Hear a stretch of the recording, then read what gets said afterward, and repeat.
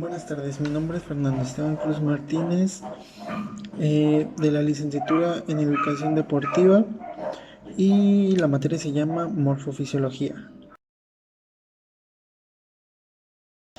El músculo esquelético está rodeado de varias capas de tejido conjuntivo. El endomisio rodea cada fibra muscular.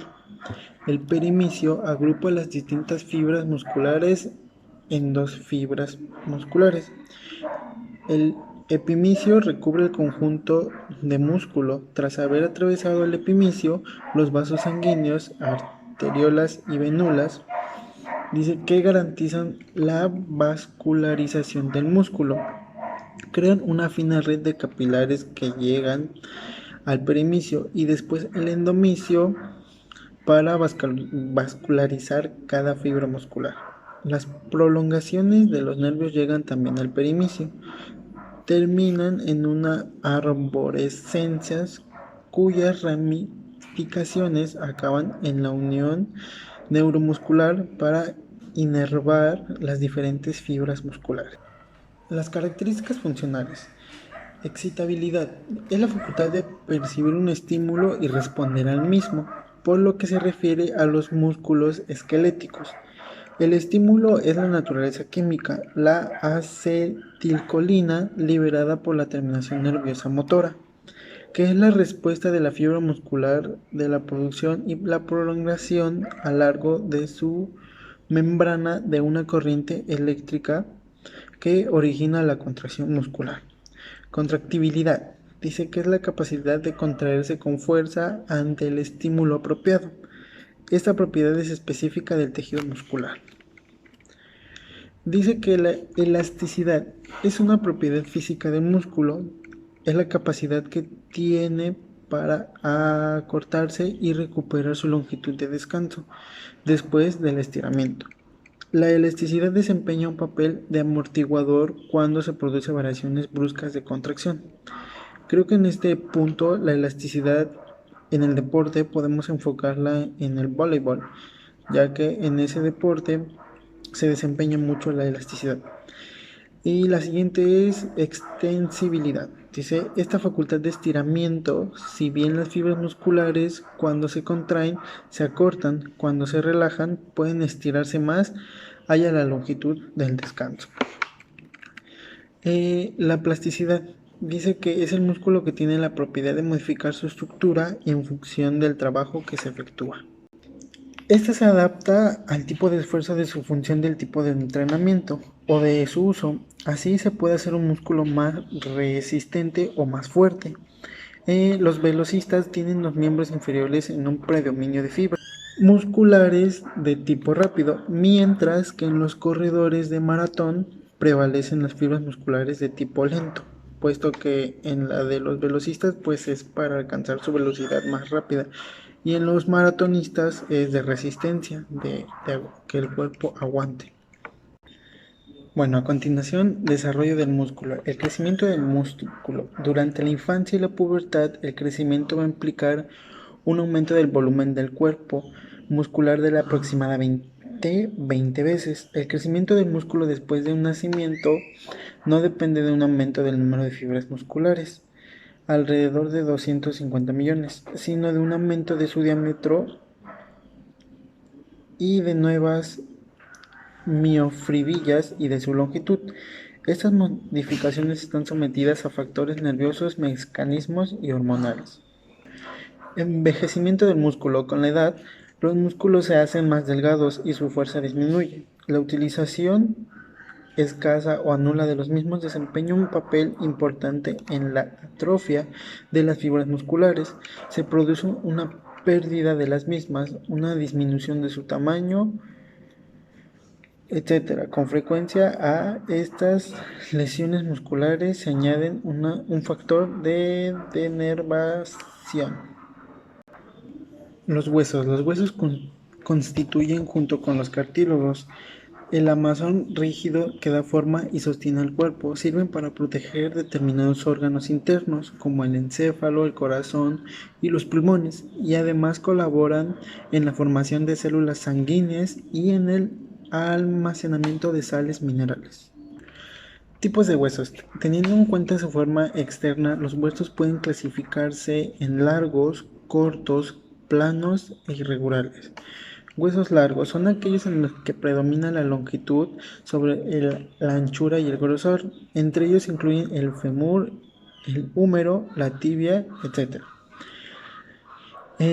Todas están constituidas por epífisis o extremidades proximal y distal. Generalmente son anchas y voluminosas por facilitar la articulación entre los huesos y proporcionar una mayor superficie para las inserciones musculares. Diáfisis son cuerpo o parte central de los huesos. Presentan un aspecto tubular y está formado por tejido óseo compacta que rodea a la cavidad central o medular, en cuyo interior se aloja a la médula ósea.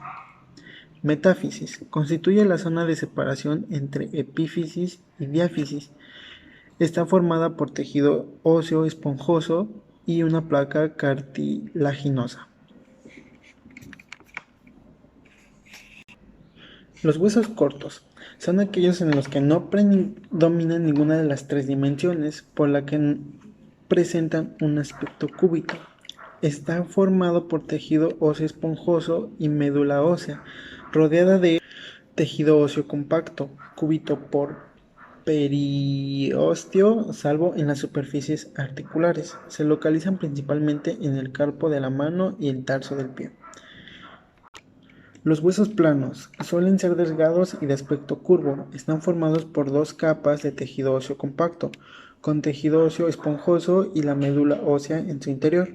Se localizan en el cráneo y en las costillas.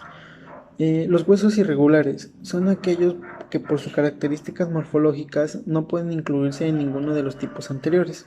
Están formados por tejido óseo esponjoso envuelto por una capa delgada de tejido compacto. Se localizan en el cráneo, vértebras y sacro. Componentes del esqueleto humano. Se considera por esqueleto humano está constituido por dimensiones fundamentales: el esqueleto axial y el esqueleto apendicular. El esqueleto axial, formado del eje central del cuerpo, está constituido por los huesos de la cabeza y los huesos del tronco. En total suman 80 huesos. Huesos de la cabeza son una serie de huesos planos e irregulares que se unen entre sí, sin posibilidad de movimiento, a excepción de la mandíbula. Comprenden huesos del cráneo. Son los encargados de proteger el encéfalo y otras estructuras próximas, como los ojos y los oídos. Se incluyen 8 huesos: un frontal, 2 parietales, 2 temporales, un occipital, un etmoides y un esfenoides. Huesos de la cara. Se unen a los huesos del cráneo para constituir y limitar la cavidad craneal. Comprenden 14 huesos: 2 nasales, 2 maxilares superiores, 2 palitinos, 2 cigomáticos o malares, 2 lacrimales, un vómer, 2 cornetes inferiores y un maxilar inferior. Huesos del oído. Se localizan en el oído medio y son 6 huesos: 2 martillos, 2 yunques y 2 estribos. Huesos hioides. Se localizan en el cuello, entre el maxilar inferior y la parte superior de la falinge. Tienen forma de U. Huesos del tronco.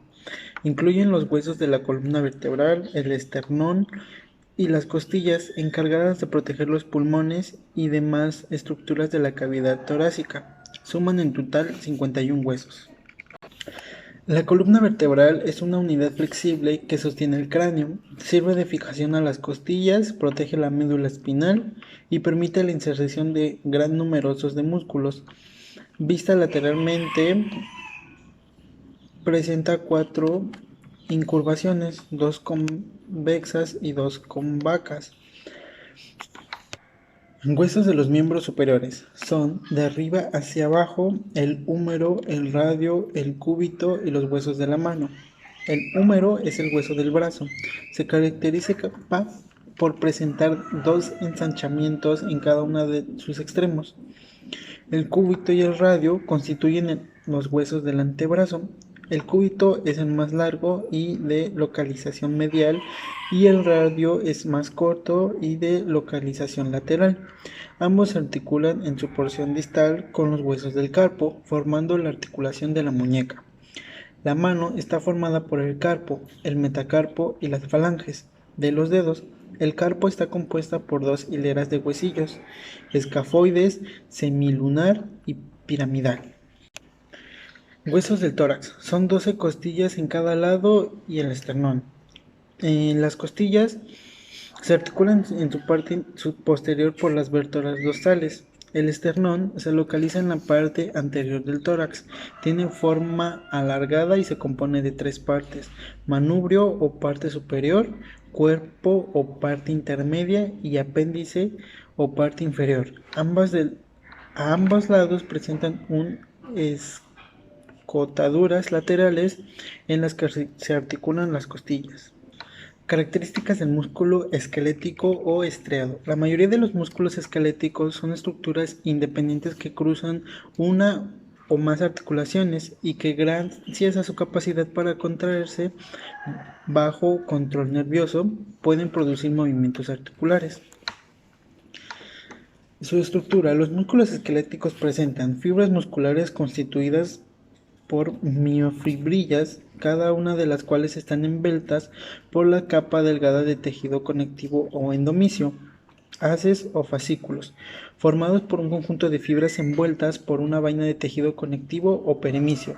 El conjunto de haces o fascículos musculares constituyen el músculo prominente dicho, envuelto por una capa extensa o epimisio.